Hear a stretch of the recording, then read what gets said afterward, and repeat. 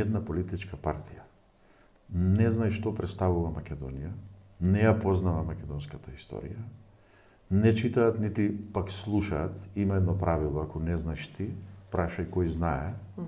Тие не прашуваат. И врз основа на тоа незнаење градат политика, што е погубно за Македонија.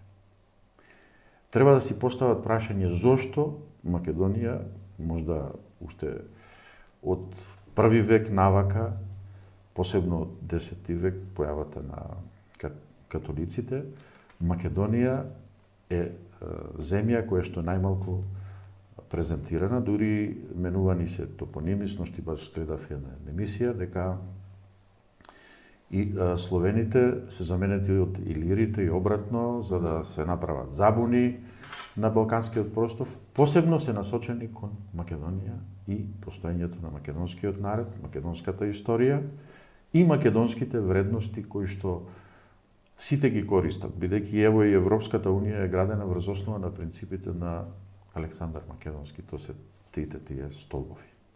Дали ова им оди во прилог на политичарите, како што рековте, се оттргнат од оние реални теми, како што се економијата и сите проблеми со кои што се соочувам? Овие не се политичари, се политиканти, бидејќи политиката исклучиво ја користат за лични интереси.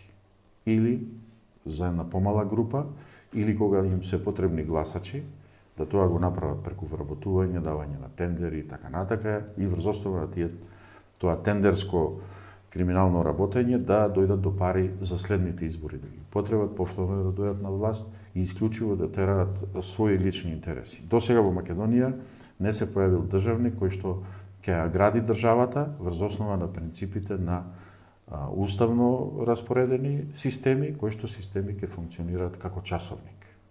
Еден запчаник од часовникот ако фали, тогаш часовникот нема да работи, а кај Македонија изгледа повеќе запчаници сели или остарени или се зарњени.